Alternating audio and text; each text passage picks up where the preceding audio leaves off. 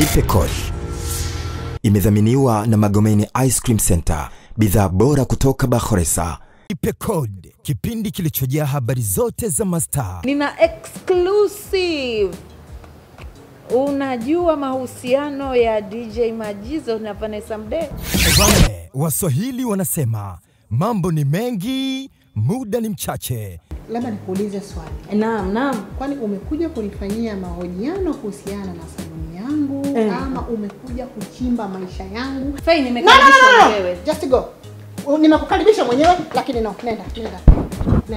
Kutana na Maimartha wa Jesse. Nipe Kodi ni kila siku ya Jumapili saa 2:30 usiku na marudio yake ni kila siku ya Jumatatu saa 11:30 jioni. Hapa Star Swahili ndani ya Star Times channel namba 400. Usikose.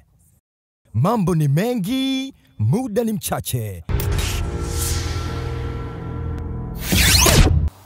Karibu mtazamaji kwenye Nipe Kodi. Wiki hii ni wiki ya kupata mambo mapya, habari mpya, na usisahau kwamba ukiwa unapita ukikutana na huu ujumbe huu, usishtuke kwa sababu unakuwa umepata bahati ya kushare na sisi mawili matatu kwenye Nipe Kodi, tupate picha yako, tukuaminie ama tukuaminishe kwamba wewe kweli ni mwanafamilia mwenzetu. Karibu sana kwenye Nipe Kodi. Ndio nimeanza namna hii, mtoto wa Jesse, nakwambia aso mtu ana Mungu. Usisahau mtazamaji, kama wewe unafanya biashara kwako inakuwa kidogo nzito Januari hii kuelekea February, tunakukaribisha hapa kwenye ofisi zetu. Tupo Kinondoni vijana. Ulete matangazo, tutakufanyia kwa bei karibu na bure. Ulete matangazo yako tukutangazie hapa kwenye kipindi chetu. Usisahau pia tunapatikana kwenye mtandao social media, Instagram kwa jina la Maimartha Jesse. Karibu sana mtazamaji. Pia tunao My Bridal Care. My Bridal Care ni wauzaji wa lotion, wanauza magauni ya harusi, pia wanauza lotion za kupunguza mwili. Kama wewe hujatarajia kama mimi hapa, unakatwa tumbo linakuwa zuri kabisa. Tena yenyewe ni lotion inaitwa Slim Body. Karibu sana. Na ukitaka kupata lotion hiyo 0714 080880. Mtazamaji, endelea kutazama. Hii ni Nipe Kodi na ndio kwanza nimeanza. Narudi kukupa habari. Wajuzi wa mambo wanakuambia hivi, eti Wema na Auntie Ezekiel inawezekana wakawa kwenye kwasu 2-3. Sababu mara kadhaa Wema ameonekana na washikaji wengi tofauti, na Mama Kuki ameonekana na washikaji wengi tofauti. Hiyo basi inawapelekea wadau wataalamu wa Nipe Kodi waseme kwamba hawa watu bwana wanagombana, sio kawaida yao. Na kama hawagombani basi kama vile ambavyo vikombe kwenye kabati kidogo vinagongana, na sisi kama Nipe Kodi tunawaambia tunawapenda wote. Mambo yao ya kugombana wasigombane bwana. Kama ni kweli wanagombana, sisi tumependa tuone kapo yao wakiwa marafiki wawili, kwa sababu wamegeuka mfano wa kuigwa. Yes, Auntie Ezekiel na Wema Sepetu tunawatakia kila laheri. Jamani, muwe na amani. Kama ni kweli mnagombana, basi msigombane. Wiki hii bwana, story nzima ni ya kuhusu Niva, sijui ni London boy Niva Mbutananga akaenda kushtaki kwamba anamdai Niva pesa zaidi ya 1,200,000 za Kitanzania. Esheboheti naye akasema yake. Niva naye tunaye kwenye line hapa kwa bahati nzuri, anasema yake. Niva, hebu naomba utuhadisie ili kuwaje hili sakata.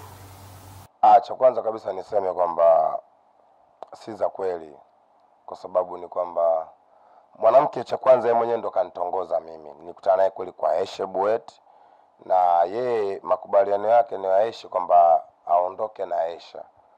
Mwisho wa siku kaniomba namba na akaanza yani message ya kwanza kunitumia ni yeye kanitumia mimi. Na baada ya hapo tukawa tuna chat, tuko WhatsApp pale pale tukiwa na Daeshe, na akaniambia anataka twende sehemu na mimi tukaongee. Tukaenda sehemu moja ambayo inaitwa JJ. Kule ndo alikoenda kunitongoza, na ameniambia kwamba yeye amechangisha hela London. Amewaambia watu anakuja kuolewa huku, anakuja kufunga ndoa. Sasa mwanaume anakutana naye huku, yeye ni kwamba amemkimbia. Alivyomwona kwa mara kwanza akamtoroka, nikaleta mazawadi kibao kwa mwanaume akamtoroka. Kwa akaenda kwa Aisha Bweti kulalamika. Kwa mimi nilikuwa nacheka. Umeelewa bwana?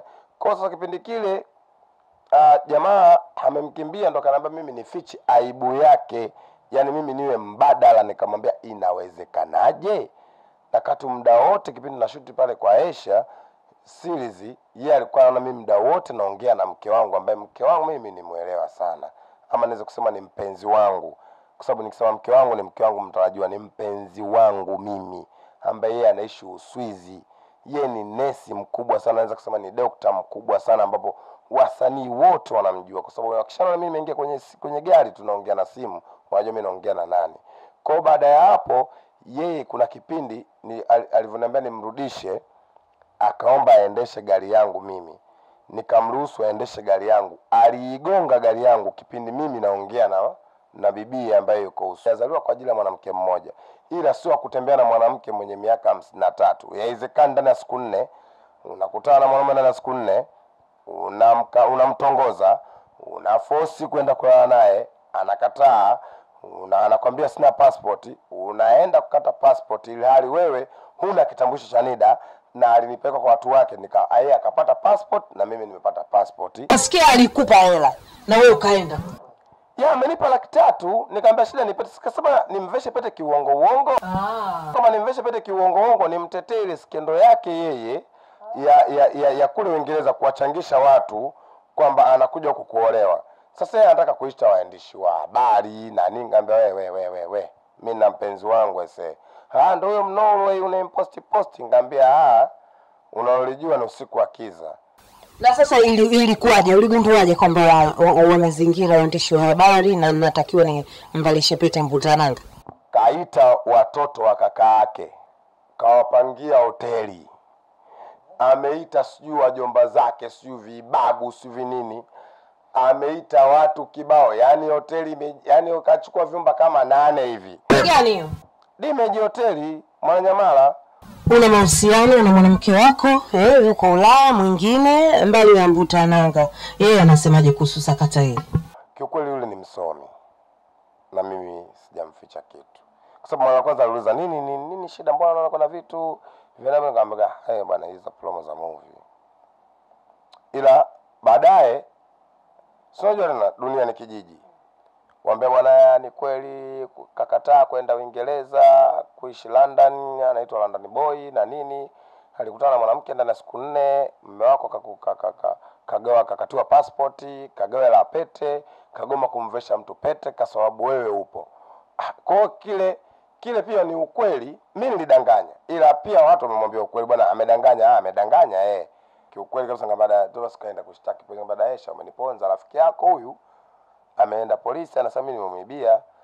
Hasa mwanamke kataka cheni, kataka sinini, vitu hadi ambavyo vingine sio vya kwake. Kavitaka pia, na kaiba na simu yangu kufuta ushahidi. Kwa sababu mimi nilikuwa namrekodi. Kama kweli yeye anasema mimi ni mpenzi wake na alikuwa anaingia na mimi chumbani, aposti picha ya yeye akiwa na mimi chumbani peke yetu, tumekaa tumevua nguo hapo, tuna kifua wazi, hata kama nimevaa nguo tu basi mimi aposti picha. Unajua mtu anapokuwa huyu ndo baby wako, unaweza unajisnap, unajipiga picha, unafanya unavyojisikia. Unaenjoy.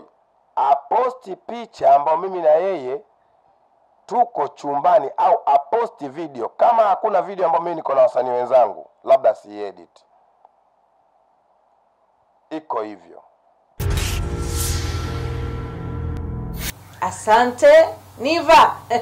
The London boy anasema apendi kabisa kuitwa hivyo, hataki kabisa. Haya bwana, sisi hatuna la kuongeza wala la kupunguza.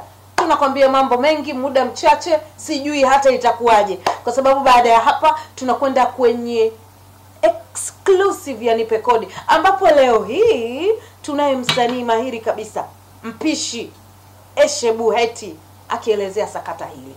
Karibu. Baada ya kuuza biriani, niko katikati, mume wangu akanipigia simu. Natamani biriani yako, naomba uniwekee leo. Na wewe kula sahani moja kwa sababu sikukupeleka dina. Kula na wewe nitakulipia. Nikamwambia mimi sitaki biriani, labda nikuwekee tu wewe ya kwako. Basi nikawa nimebakiza sahani hii moja. Niliona chakula chote kimeisha. Nikampigia director, njooni. Mimi nishamaliza kazi, tuendelee kushoot. Natua ile simu chini, Butananga anaingia. Kwa hiyo hakukuwa na rafiki yake wala mzungu waliokuwa anakuja, kwa hiyo it's like kama alitaka kuni surprise. Umeelewa? Anaingia yeye. Sijamzoea. Sina mazoea naye hivyo. Kwa hiyo sikushtuka mai. Yes. Yaani labda alitegemea ndio, wow, karibu. Nikasema tu, kumbe ni wewe. Karibu. Mkononi ana handbag, mkono mwingine amebeba mfuko umeandikwa Shoppers. Akaja akaniambia, sasa kwa nini ukisema kama huko? Ungeniambia chakula kimeisha utakula nini? Sasa mimi nitakula chochote. Ngombe Juma sisi tunapika biriani tu. Unanielewa? Lakini kumebaki biriani moja tu ya mume wangu. Lakini nitakupa uile. Then mimi mume wangu nitampikia. Kweli pale nikapigia simu sokoni, naomba mniletee hivi na hivi na hivi. Vitu vikaja. Na yeye akaletea chakula kana kula. Anaanza kula yule bibi. Kumbuka nilishapiga simu director kwamba watu waje. Anaanza kula tu, anaanza kuingia Niva na John Lister director. Niva bwana harusi. Aliyekuwa anatakiwa awe bwana harusi. Useme bwana harusi, sema London boy. London boy. Patamu sana. Pole. Basi anafika pale Niva. Yule dada alikuwa amevaa manywele marefu. Niva unajua chakaramu sana. Ni marangu ya kwanza kufanya naye kazi, lakini kwa muda mchache niliona na yani akili yake imekaa hivyo. Akaanza kumshika nywele. Una nywele ndefu, nimezipenda. Mimi nikamwambia, sana anaitwa Butananga, anaishi Uingereza. Ndio huyu Butananga, sina karibu hivi nywele. Kwa hiyo tukawa tumekaa meza moja. Tunasubiria wenzetu waje, tunaslimu nani, tuendelee kushoot. Akasema mimi nina shida ya passport Butananga. Mimi nikadakia, nikamwambia, yaani mimi hata sidhani kama nitaweza kusaidia kwa sababu passport yangu imenisumbua sana.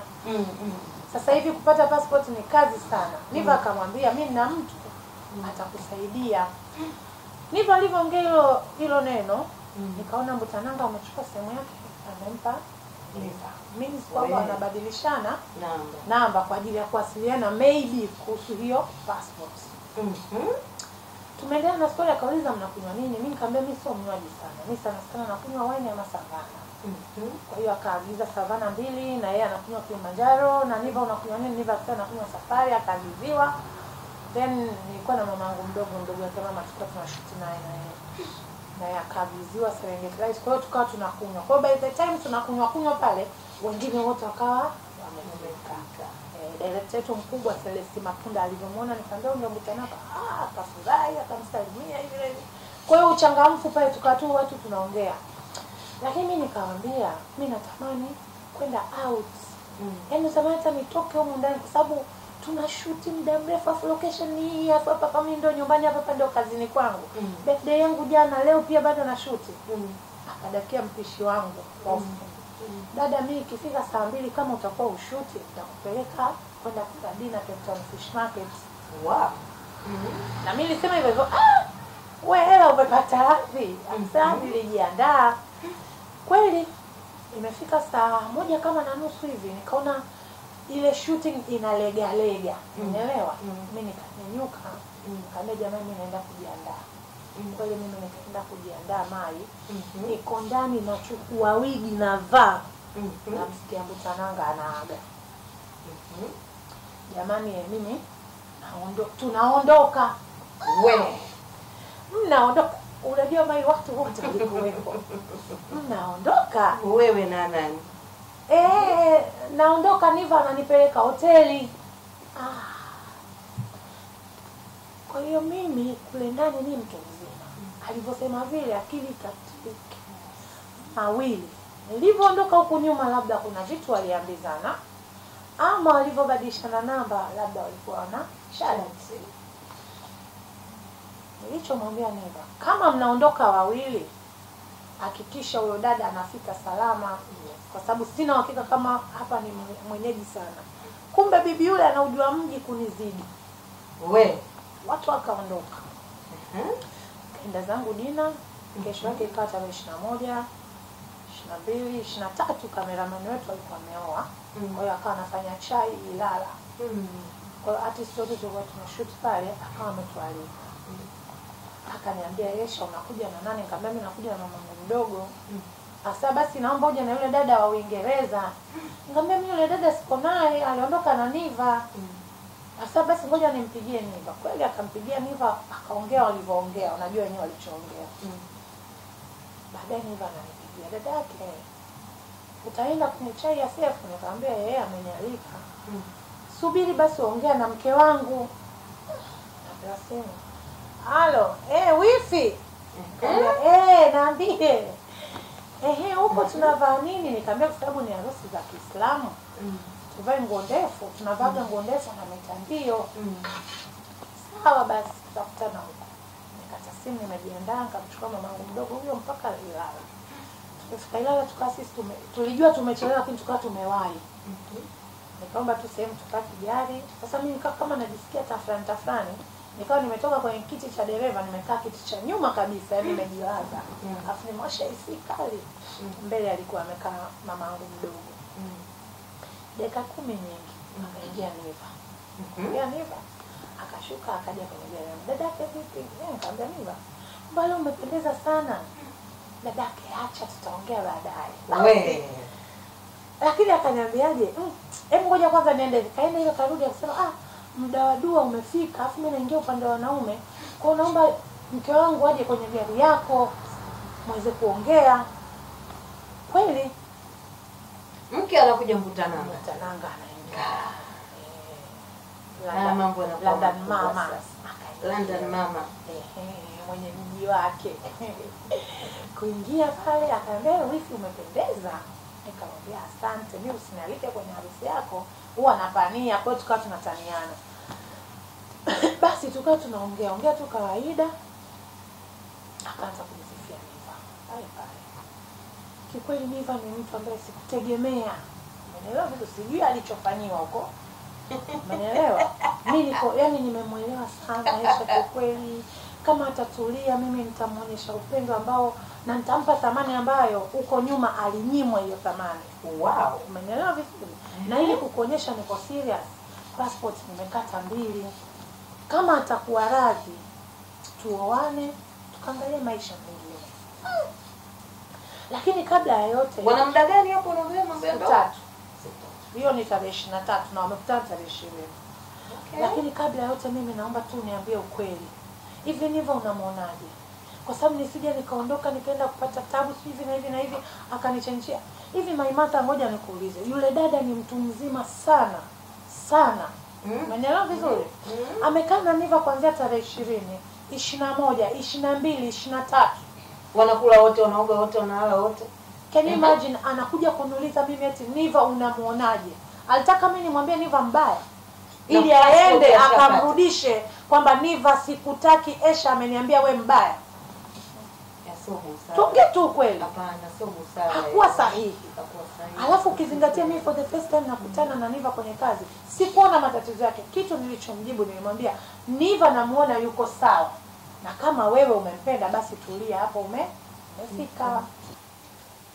Nikamsisitizia huyu dada hana muonekano mzuri kwenye mitandao. Hapo mmekaa. Niko mimi na yeye. Unaelewa? Wewe ni brand. Kitu ninachokuomba kama mmeafikiana kufishana pete kuoana, basi fanyeni kwanza lakini ni yako. Unajua Maimartha, kuna watu wameoana na tunawajua na wana majina, lakini mpaka leo hii watu wanajua wale hawana ndoa. Kwa hiyo kama mmeshafanya vitu vyenu, mmeoana, mmevishana pete, mshaondoka, postini picha, tutangazeni kwamba sisi official Mr. and Mrs. Hata Mai akisema imekuwaje, akipiga simu haipati, haiendi. Mai hana hela ya kupiga simu London akafanya interview. Umenielewa vizuri? Sasa haya mambo yamekuwaje? Sasa Imekuwaje? Kwa sababu hebu jaribu kumsikiliza hapa huyu bibi Sasa mbona unanikatisha, sijaendelea? Unaendelea. Hebu msikilize kwanza. Anakuja na mume wake Shabueti, jua machozi yangu, jua niliyokutendea mimi mema. Kama nimekukosea hata siku moja, basi nisamehe. Lakini kama sijakukosea, Mwenyezi Mungu anaona machozi yangu, damu yangu, yani anaona Mwenyezi Mungu. Anaona Mwenyezi Mungu. Kwa hiyo hichi ndio post. Ndiko mimi. Anyway, umeelewa Maimartha? Lakini lawama. Tulia sasa twende kwenye ndio kitu ambacho najiuliza, kwa nini movie imetoka kwenye kwa Niva? Kwa nini movie imetoka kwa Niva inaleta pango? Mai, usinikatishe. Umeniita kwenye interview, nimeacha kupika kwa ajili ya kuja kukulia hichi kitu. Umeelewa? Baada ya pale sisi tukaondoka, mimi na mama mdogo. Ingawa yeye alisema kama ni pete itapatikana, naomba nivishwe pete tarehe 25. Wow. Umejuana tarehe 20, anataka kuvishwa pete tarehe 25. Kwa hiyo huku Yesu anazaliwa, yeye anaengejiwa. Tupo Mai. Mji una mipango. Mji una mipango. Basi mimi nikawaambia kitu kimoja, jamani, na yeye alidecide kwamba pete akavishwe aidha kwenye bichi fulani hivi ama kwenye visiwa tarehe 25. Mimi nikamwambia, jamani, mimi ni Muislamu ila mume wangu ni Mkristo, watoto wangu ni Wakristo, wakwe zangu ni Wakristo, ila mama yangu mko tu ndio Muislamu, mashemeji zangu mawili. Hii ni sikukuu yao kubwa. Maimartha yeye alichodai, alisema mimi nataka kuvishwa pete tarehe 25, lakini tunaondoka mapema. Hivi Mai, kweli mimi nimwache mume wangu na watoto wangu na wake zangu bila chai, bila lunch, naenda kushuhudia pete ya Niva na Mbutananga wanabishana? Kweli Mai? Mimi nikamwambia sidhani kama nitaweza, ila nitawajibu. Achana tarehe 23. Tarehe 24 naenda sokoni mida kama hii jioni. Akanitumia message. Kwa hiyo inakuwaje? Nikamwambia inakuwaje kuhusu nini? Akaniambia kuhusu pete engagement. Sikumbuki kati yangu mimi na yeye nani alimpigia mwingine. Lakini maongezi yetu yalikuwa hivi Maimartha. Yeye bado alikuwa anang'ang'aniza twende tarehe 25 asubuhi mapema tu. Mimi nikamwonyesha hivyo, nikamwambia mimi siwezi kuacha familia yangu. Kwa heshima yako unataka mimi niwepo kwenye hiyo pete, basi nakuomba tufanye saa 10. Yaani kuanzia asubuhi mpaka ile saa 10 ndio nishafika, nimeacha nyumbani kitu chochote. Hata nikwambia mimi naenda kwenye shughuli ya mtu, watakuelewa. Mume wangu sikukuu yao, yeye ameishi London, anajua ukubwa wa Christmas ukoje. Yeye Mkristo yule. Alinijibu no. Saa 10 nitakosa mwanga mzuri wa picha. Nikamwambia Dar es Salaam yetu jua linawaka ngoma mpaka saa 12. Picha hizo unazozitaka wewe uzikose mwanga saa 10 Mai, unakosaje mwanga wa picha? Baba Mungu hakupanga. Umenielewa vizuri eh? Nikamwambia basi kama inashindikana tufanye tarehe 26. Kwa sababu Boxing Day ni free day ile, watu waendi kazini, mimi naondoka siku nzima tunaenda. Kanambia no, mimi nataka tarehe 25. Kaambia sikia nikwambia mimi nitashinda, ila nawatakia kila la heri. Mtanitumia picha. Nimeweza kuongea naye, nikapigia Niva, huyu mwanamke wako hivi na hivi na hivi. Niva kaambia Daisha, huyo dada ni mbishi, sipati kukwambia. Lakini kila nikiongea na Niva nasikia kelele. Nikamuuliza Niva, uko wapi? Akaambia niko Kariakoo. Unafanya nini Kariakoo? dada yake nimekuja kununua pete kabla maduka hajafungwa. Nikamwambia nilikwambiaje? Ukiwa unaenda kununua pete nichukue, kwa nini umeniacha? Kwa kama kuna kitu nilikuwa nafichwa naye sijui, umenielewa vizuri? Nikamwambia sasa basi, ukiipata hiyo pete nipigie picha hiyo pete unitumie. Jibu la Niva aliniambia ina maana uniamini. Nikamwambia sio kwamba sikuamini, nataka picha ya pete nijue kweli umeenda kununua pete. Hela ya pete umepata wapi? Akaambia hela ya pete Mbutananga kanipa 300,000. Umeelewa vizuri? Kwa hiyo bibie alitoa mwenyewe hela ya kwa mujibu wa Niva. Baada ya hapo mimi sikuongea na wale watu. Tarehe 25 sikukuu, tarehe 26 Niva ananipigia simu kilio, Daisha umeniponza. Nimekuponza na nini mdogo wangu? Yule dada wa Uingereza si mnakutana naye hapo kwako kanipeleka polisi. Hakupeleka polisi umemfanya nini? Mimi dada yake ananiambia nimemuibia. Kwenye maisha yangu uliza kokote mimi Mario, lakini ushawahi kusikia mimi nimeiba? Au ushawahi kunisikia mimi nimetapeli? Nikamwambia mimi sijui, mimi ndo mara yangu ya kwanza nafanya kazi na wewe. Uko wapi? Akaniambia mimi niko Bagamoyo. Nikamwambia njoo. Akaja mpaka kwangu usiku. Nikamwambia nieleze ili kuwaje? Dada yake pete hii hapa. Umeelewa? Anatoa pete, kwenye risiti ile pete imeandikwa 280,000. Yeye aliniambia amepewa shilingi ngapi? 300,000. That means kwamba alibageni 20,000. You never know aliweka mafuta ama aliila, anajua mwenyewe. Imekuwaje? Akaniambia ninachokumbuka yeye aliniita sehemu, sijui nikamkuta Isha Mashauzi, nikamkuta ndugu yake na wapiga picha, eti wanasema sijui ndo tupige nimvishe pete, sijui ndo tupange issue ya kuvishana pete. Mimi nikamwambia sio makubaliano yetu. Sisi tulisema vitu vyetu tutavifanya siri mpaka tutakapojaliwa kuondoka, ndio tutaanza kuwaonyesha watu. Kwa hiyo baada hapo nikataa, nilikataa. Ikawaje? Akasema tukaenda hoteli. Tulivyofika hoteli, bibi anataka tamu yake. Umeelewa? Daisha nikijisachi sina kinga. Na siku nakutana na huyu dada nilimwambia uko tayari tupime? Mwanamke akamjibu ukinikuta na HIV utaniacha? Niva akasema ndio nitakuacha. Kwa mujibu wa Niva, anakwambia ile kauli inajirudia kichwani kwamba je, ukinikuta na HIV na sina kinga Daisha mimi siwezi kufanya. Nilichomjibu nikamwambia lala. Unaelewa vizuri mai?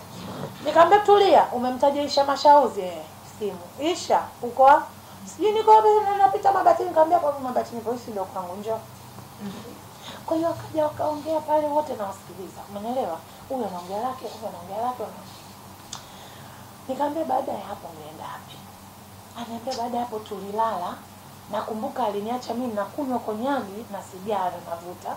Nikavaa jinsi dadangu nikalala na kuja kuamshwa ni simu ya hoteli Demaji, sijui Demaji ikasema hoteli inaitwa Demaji sijui.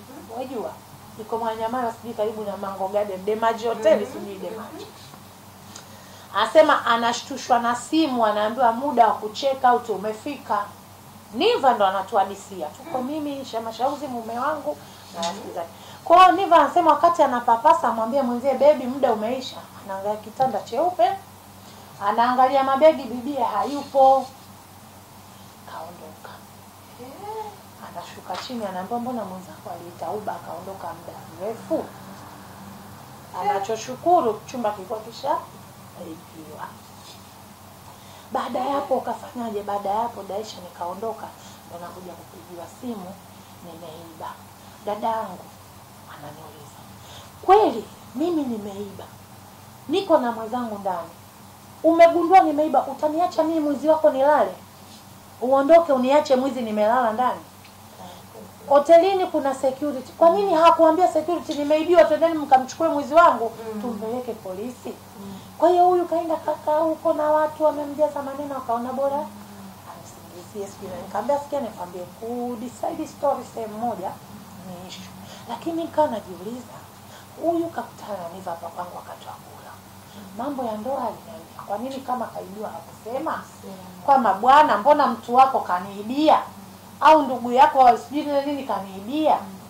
Mimi nikaachana na mume wangu, akaambia kwa sababu saa hizi ni saa 9 usiku. Kalale. Kenda polisi leo atakulaza uende kesho. Niva sasa mimi sitaki kwenda mwenyewe, nataka niende na Daisha kwa sababu story yote anaijua. Umeelewa vizuri? Mimi nikamwambia shida niyo, tutaenda. Kweli asubuhi yao kaja pale kwangu, anafika kwangu gari imemwishia mafuta haiwaki. Kaambia tutaenda na gari yangu. Sasa nikajiuliza huyu kaiba hela jana. Leo kaja hapa gari imeisha mafuta. Hizo Maki gari ingekuwa na full tank kibaibata. Mtazamaji mwingine kama usicheke, automatically anachekesha unaelewa. Basi tukaenda mpaka polisi. Tulifika pale polisi, Niva akamwambia nimeambiwa nimeiba, nimekuja. Akamwambia ndio kesi yako imeletwa kwa mdada fulani yule. Akapigiwa simu, akaja. Kuja pale akaitwa yeye Niva na mapolisi wawili na mimi nikaambiwa njoo. Kwa nikaenda pale, wakaona kila mmoja anajua. Tunasikiliza wote, kasikilizwa bibie, kasikilizwa Mbutananga, kasikilizwa Niva. Baada ya hapo mimi nikaulizwa wewe unahisi kuna nini? Mimi nikamwambia kwa jinsi nilivyowasikiliza, nahisi kuna wivu na kuna udanganyifu. Kwa hiyo yani kulikuwa kuna vitu hapo vinafichika kati ya wale. Kwa baada ya kusikiliza vile vitu na ni bora useme ili kujivua lawama. Yes. Polisi wakasema mimi naona Niva tumshikilie kwanza. Alafu obviously mtu akishawahi kwenda kulalamika kwamba nimeibiwa, ile ni another case. Kwa hiyo mpaka uchunguzi ukamilike lazima mlalamikiwaji awe chini ya sheria. Niva akatoa vitu vyake pale, dadake mkame nani? Mmesema Niva kaiba paundi 540. Umeelewa? Kisha mnanipa vitu vya Niva, sitaki. Vitu vibaki hapa polisi. Bibi akasema sijui nimemnunulia t-shirt, raba, kofia, sijui nini, perfume nini na vitaka. Vile vitu vikaenda kuchukuliwa, vingine viko kwenye gari yangu. Gari yako iko vimezima mafuta kwa Daisha. Mimi Mbutananga na polisi hao mpaka kwangu. Tukachukua vile vitu wakavipeleka polisi. Lakini mimi wakati Niva anaingizwa kule ndani, nikajaribu kuwasiliana na wenzetu tulikuwa kwanza tunashuti nao pale. Alafu pia nikawasiliana na mume wangu, hakupokea simu wala kujibu message. Nilipofika nyumbani nikamkuta kalala. Nikamwambia mume wangu, Niva ameshikiliwa. Kwa nini? Nikamwambia bwana wewe story yote unaijua. Akasema mimi naenda. Kweli mume wangu huyo mpaka pale polisi. Kufika pale akaambia mimi nataka nichukulie dhamana. Nielewa vizuri Sijui ilikuwaje, sijui alimwambia dhamana hichi kituo kidogo mpaka aende Oysterbay au ni vipi sijui, lakini baadaye nilimwambia umuulize na Niva anataka kula nini. Basi akaenda pale baada ya kuulizia kuhusu dhamana, akaambia mtu anapelekwa Oysterbay. Mimi kabla hajapelekwa nimeenda kwenye chakula. Nikakuta wasanii, director wale tulikuwa tunashoot na Niva. Watu wanajadiliana jinsi gani ya kumtoa, ya kumsaidia. Basi baada ya pale Niva akachukuliwa akapelekwa Oysterbay, mimi na mume wangu kweli tukaongozana Oysterbay. Tulifika Oysterbay pale, mume wangu akawa na fight sana.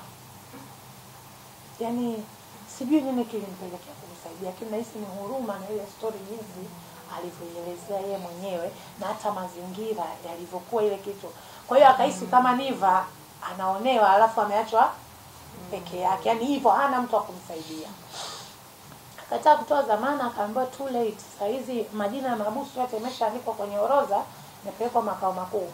Kwa kama idadi ya mahabusu ilikuwa ni 160, tukimtoa huyu wale wakaja wakahesabu wakakuta 159, watatuuliza mmoja yuko wapi. Kwa mimi naona nyinyi mwende mrudi kesho. Hiyo ilikuwa Alhamisi, kesho yake Ijumaa maimata mimi nimerudi zangu, nimepika biriani. Saa 6 huyo Oysterbay na biriani yangu na nyama. Mamangu mdogo na mume wangu akaja. Mume wangu pale sisi tukaambiwa tuondoke twende tukasubiri kantini. Mume wangu akawa amebaki pale. Tumekaa kantini kule tunakula, tunaongea. Ilikuwa ni siku ya mpira. Hatujakaa sana tu, mara Niva na mume wangu wanatokea. Kwa hiyo Niva akawa unajua Alivyoniona yani aliona kama mimi ni mkombozi wake. Kwa sababu kitu alichoongea alisema, Mungu, sijawahi kufanya kazi na wewe hata siku moja, lakini umenisaidia. Siamini. Yaani mume wangu hata kazini maskini alikuwa akikaa huko. Vipi Niva? Unajua mimi naongea ukweli. Roho yangu inaniponza. Roho yangu inaniponza na itanifikisha pabaya sana. Acha nianze kukaza. Baada ya pale tumekaa tumeangalia mpira, mapolisi wanamchokoza. Wewe kwa nini umetolewa mapema, una makelele sivyo nini? Baada ya pale tukaondoka Ijumaa. Jumamosi, Jumapili, Jumatatu Niva anatakiwa kuripoti tena polisi. Anaripoti polisi, Niva kakamatwa tena Mai. Nini Mbutana akasema kambaka, kamlawiti, kamchana. Kwa Niva akatoka kwenye kesi ya wizi, akaingizwa kwenye kesi ya kubaka. Ananipigia simu, dadake, nimekamatwa tena na ambaye nimebaka. Kama msubiri, mimi leo nina kazi, niko na watu wananisuka nywele, natakiwa kupiga picha ya kampuni yao. Nikimaliza mapema nitakuja. Nikampigia mume wangu. Akapiga simu mtu ambaye alijitambulisha kama babake Niva. Kwa hiyo kumbe alikuwa ni babake Niva, alienda mpaka kwangu. Mimi nikamwambia mimi niko njiani naenda Oysterbay.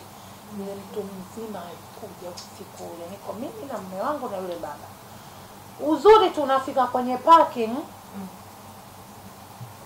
Tunapaki tu. Akapita polisi alikuwa anatania na Niva. Wewe unafanya nini usiku huu? Tukaambia Niva kakamatwa tena. Kakamatwa? Kwa kosa gani? Tukaambia yule dada amerudi anasema amebakwa. Akasema nilikuwa naenda huku narudi. Twendeni. Tukaenda mpaka Oysterbay kule ndani. Yeye akawa ametangulia, sijui alienda kuongea vitu gani, akafanya nini, lakini baadaye akawa anaongea na simu akatuita. Akasema sheria ya kubakwa iko hivi na hivi. Mtumiwa nini, mlalamikaji anatakiwa aje akiwa hajaoga ili tuone ule ushahidi, sijui hivi na hivi. Veti kutoka daktari. Wale watu wamekaa kuanzia tarehe 20, tarehe 23 akaja akaongelea issue ya ndoa, tarehe 25 akataka yeye avishwe pete. Mimi nikamuuliza, kwa hiyo huyu alikuwa anabaka siku zote zile mpaka ule ubakaji ukanoga? Akaona kubakwa huko, acha nijitolee, nikate passport, nitoe la pete. Lakini mimi nilijaji vitu vingi, nikasema ya mengine hayanihusu. Mimi nikamwambia jamani, mimi nimechoka. Uwema wangu usizidi kubaka. As long familia imejitokeza, acha mimi sasa nijiweke pembeni. Sasa baada ya pale ndio movie ikaanza. Bibi huyu akawa anaenda Global, akitoka huko anaenda kwenye page za umbea, anaenda sijui kwa watu gani kuomba interview, akaenda Shirawadu, anaenda kuongea eti mimi nimemtumaniza tumtapeli. Mimi Yesha nimemkuadia yeye kwa Niva. Mai ameongea vitu vingi sana vizito ambavyo mpaka niliamua kuongea si kwa matakwa yangu. Mume wangu tuko njiani, nimepata ajali, akaambia mke wangu na kuruhusu ongea. Kwa sababu Mai, kwa nini nimeamua kuongea? Hakuna kitu kinahifadhika kwa miaka mingi kama kitu kwenye mitandao. Watoto wangu watakapokuja wakakuta upande mmoja umeongea, mama yao sijaongea, watamwamini yule. Sijui tumeelewana vizuri. Tena kuna shutuma nyingi. Umeelewa vizuri Mai? Ameongea vitu vingi sana. Mai Martha, mimi swali nilojiuliza. Huyu mtu aliitwa polisi akahojiwa. Aliitwa Mwananyamala akahojiwa. Akaitwa Oysterbay akahojiwa. Kwa nini hakuyaongea haya polisi? Akaenda akakamatwa Niva na Yesha. Si mimi mwizi, nimemtuma Niva tugawane paundi 540 ni milioni 1.6. Anasema wewe tapeli. Umemtapeli wewe na nini? Sasa mimi nimemtapeli kitu gani kwa story niliyokupa Mai hapo? Tuongee tu ukweli. Nimemtapeli kitu gani? Umeelewa vizuri? Nilichokuja sasa kukifikia baadaye. Huyu mtu anatoka Uingereza, amechangisha michango mingi sana ya watu kwamba anakuja kuolewa. Nakumbuka kwenye gari aliniambia alikuja huku mwanaume alimpromise anakuja kumwoa akamkimbia. Kwa hiyo kwa sababu mkononi ana hela za watu za michango, replacement alikuwa ni Niva baada ya yule mwingine nini nisema kukimbia. Baada ya yule mwingine kukimbia. Kwa hiyo ili tuizibe ile aibu, jumba bovu likamwangukia. Umeelewa? Kitu kinachoniuma ni kuhusishwa kwenye issue eti mimi ni mtapeli yule. Yaani kwanza ukimwona akisimama, akiongea unajua tu yuko sawa. Mimi nilikuwa nataka kuchukua sheria naye. Kwa sababu maelezo yote aliyatoa mwenye kwa kinywa chake. Unaelewa? Na akalitaja hadi jina langu kwenye mitandao, sio polisi. Tena unajua mitandao amekushutumu kwa mambo mengi. Sana ndo sasa ndo hapo ujiulize kwa nini ametoka kwa Niva ananishutumu tena mimi? Wewe ni mchawi, ile ajali ulikuwa ukienda kuroga Tanga. Ni mroge wewe haya mambo yatakurudi. Acha unajua ile yote. Ngoja nikwambie kitu. Uwezi mzuia mtu kuongea. Mtu mdomo ni mali yake, akiamua kuongea acha ongea. Unaelewa vizuri mimi? Alikuja akanipa perfume zawadi ya birthday kwenye ule mfuko alikuwa ameshika na skitati. Wallahi lazima mimi nafsi yangu ilikuwa nzito sana kufikiria vile vitu. Ni kwa sababu nakumbuka zile chupi nazo. Lakini kufuatilia vizuri page ya Hadana. Yaani ni mchafu kwenye page yake. Si kwenye page tu. Kwa nini unasema mchafu? Kwa sababu mwanamke kabisa unajielewa wewe unasema wewe uko sawa, huwezi fanya nini? Wewe unajua mpaka unaniuliza kwamba umesha wewe nafiki sana Maimata. Umeelewa vizuri? Kwa hiyo turudi kwenye point. The point is nimekuja kugundua kwamba aliumia sana kwa nini mume wangu alichukulia dhamana Niva. Ndio haya yote yalitokea. Unajua kuna mtu akijua kwamba Esha msaada wake ni Mai. Kwa hiyo acha mimi nimshambulie Mai ili aache kumsaidia Esha. Maimata paundi 540 ni milioni 1.6 I think.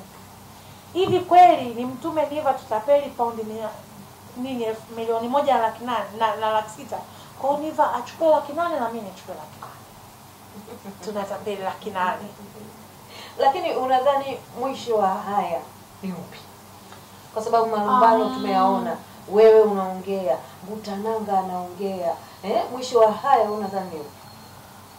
Mwisho wa haya sijui kwa sababu nimekuja kugundua na gombana na mtu ambaye yuko sawa. Umeelewa vizuri? She's not okay. Akataa kubali. Kwa sababu mtu ambaye unatunga uongo mpaka unajidanganya mwenyewe kwenye nafsi yako, huwezi shindana na mtu anaye. Kila anayekuja ananiambia, mimi nilitaka kuongea muda mrefu sana ila nilikatazwa. Lakini nilivyobipu tu kwamba nataka kuongea, mimi sikujua kama watu wakubwa wananifollow vile. Sikujua watu waheshimiwa, sikujua kama kuna mapolisi wananifollow, sikujua kama kuna yani watu wa heshima sana. Mimi nilipigiwa simu sana. Hata mimi na heshima zangu na follow. Nilipigiwa simu sana. Esha kaa kimya. Posti chakula chako. Nikasema jamani ruhusuni hata niongee na nifanye interview hata hii kwa faida ya watoto wangu baadaye. Kwa hiyo from now my mother hata nimsikie anamtukana nani siwezi. Na mimi ni mtoto wa Kiislamu. Kama Maimata nishawahi kula hela ya yule dada zaidi ya zile 72 alizonunua, basi mnaapa Mwenyezi Mungu anihukumu mimi na malaika wangu waliotoka kwenye vitu. Ni 72 tu. Ndio mimi ninakwambia Maimata, mimi nakwambia. Whisky gani? Wapi? Bia kapiga round. Yule chizi ndio nikwambia yule hana akili sawa kwa sababu anaidanganyia nafsi yake. Ogopa mtu anaapisha watoto mbele ya Mungu. Wale ni malaika, hawana kauli ya hawahusiki, lakini mimi ninaongea kama nishawahi kula hata zaidi ya hizo savana alizonunua, basi wallahi lazim Mwenyezi Mungu aniteketeze mimi na hao watoto wangu kwa sababu hawa ndio nimewazaa mimi. Kitu nilichomuomba Ameleta tight. Iko bado kwenye box. Mtoto tu alichana box kidogo. Ile perfume sikuitumia, alikuwa anapuliza mamangu mdogo. Sijui kwa nini nilichukia. Yaani aliniletea mimi, sikuitumia mali. Tena lini sijui, mtoto amedondosha kijimfuniko tu kwa juu kidogo kimekatika. Natamani ningekuja nao kaona ujazo uko juu sana. Unaelewa? Nasikia ulisema kwamba utaivunja nataka nipasiwa. Nilisema hivi, ameniongelea kwamba hii ni zawadi ya kuwali. Yaani bora hata sijui ni mkuadie nani ya radi. Kwa sababu kama ni kuadi, mimi sikujua kama anakuja. Yes, alisema wanakuja rafiki yake na mwanamke wa kizungu, sijui na mwanaume. Kwa sasa mimi nitajuaje kwamba Mutananga kaja na hela, Niva njoo, nenda kwa Mutananga. That's serious. Huyu mtu yuko sawa. Umenielewa? Mimi nimetoa siku 3. Jana, leo na kesho. Ambayo ilikuwa ni Jumanne, Jumatano na Alhamisi. Asipokuja kuvichukua, tight nitaichoma moto huko na irekodi. Perfume nitaivunja kwa jiwe huko na irekodi. Leo lengo hasa leo ni kwamba namshukuru Mungu nina mume na kazi maizi na niingizia hela sana tu. Sasa ili nimwambie kwamba mimi ni maskini jeuri na hii zawadi haikuwa riski kwangu, acha tukose wote. Unaelewa vizuri?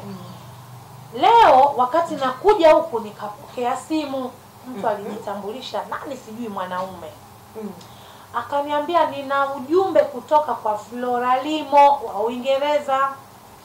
Amenituma nije nichukue skin tight na perfume, naomba kujua kwako nafikaje.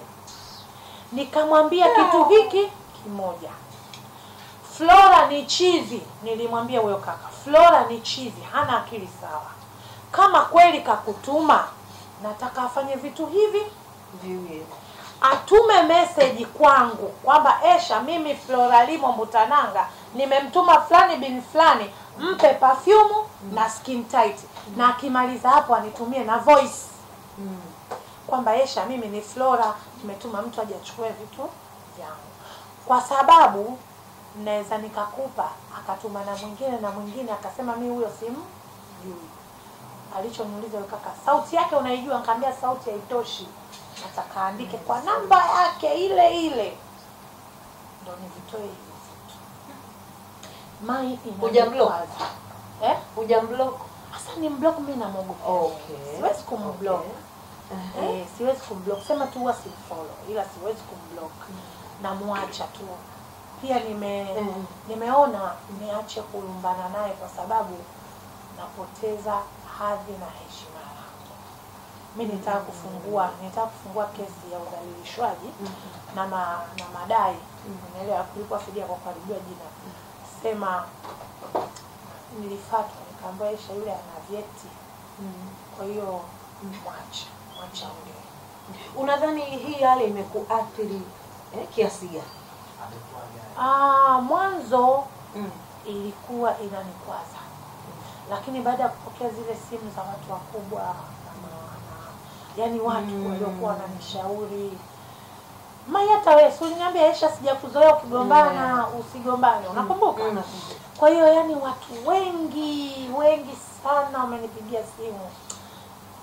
Kwa sababu ile kitu huwezi kumzuia yeye kuacha kuongea.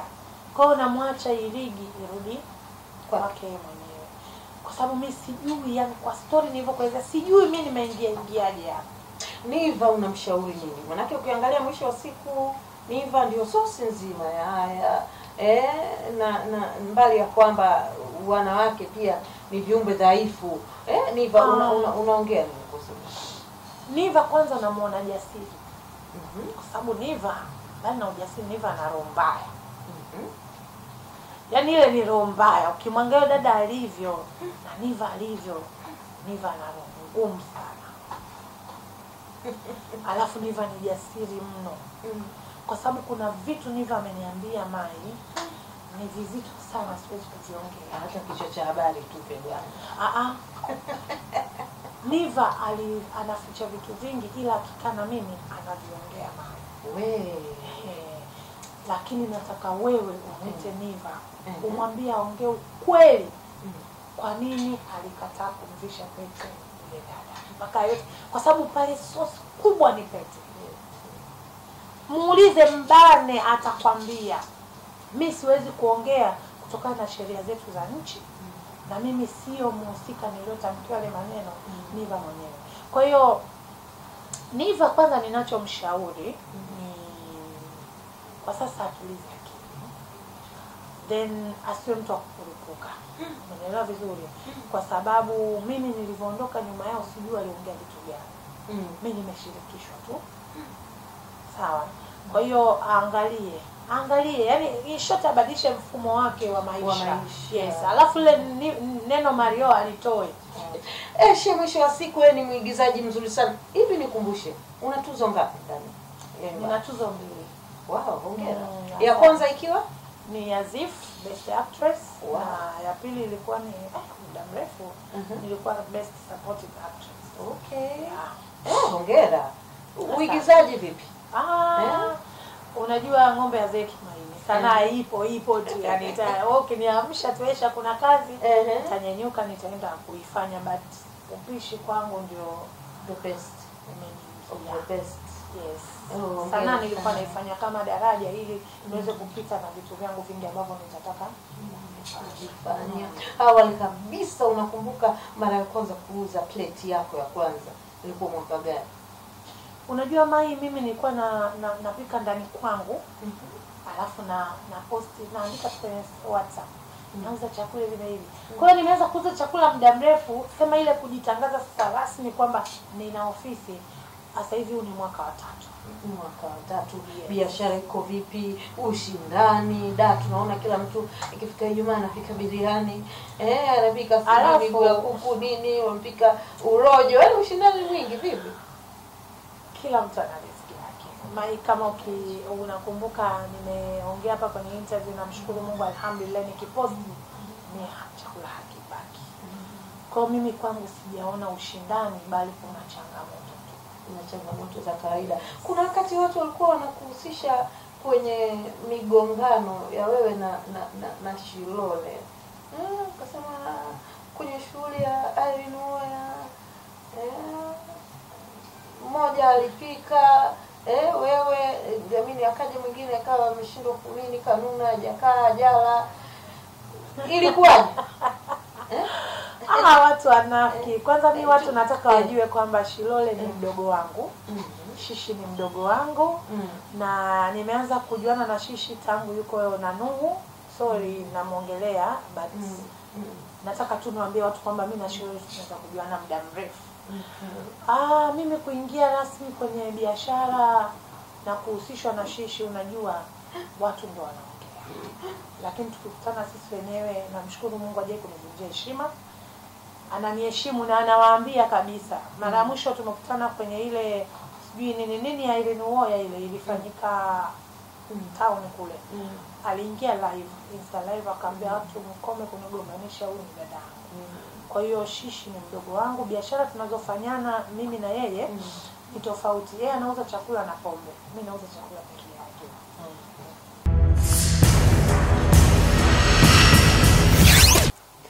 Kwenye interview hii nimemuona kabisa Eshe kuna mahali ameguswa. Jamani. Kuwa mtu maarufu sio kazi ndogo. Lazima uwe na uvumilivu. Na mahali nimemuona Eshe kama vile anataka kulia. Haya maisha jamani, tuteki rizi. Mbutananga nawe pia mbona kazi? Naomba nifunge kipindi jamani. Kwanza nifunge kwenye exclusive. Alafu narudi kufunga kipindi. Usiondoke hapo ulipo kwa sababu umeona naondoka kwenye Nipe Kodi nikiahidi kabisa wiki ijayo kipindi kitakuwa kikali zaidi ya hiki. Najua kuna watazamaji wangu wa YouTube mmenimisi na mimi nimewamisi pia, kutoka nchi za Ulaya, huko wapi Canada na kwingineko, yes, kutoka Tanzania mikoani na kwingineko. Nawaambia nawapenda sana. Kama kweli unaipenda Nipe Kodi, hakikisha una subscribe Maimartha TV. Ukishaingia kwenye video una watch mpaka mwisho, alafu chini una comments. Mpaka wiki ijayo tena nakwambia, this is Nipe Kodi. Wacha tunywe maziwa, si ndio?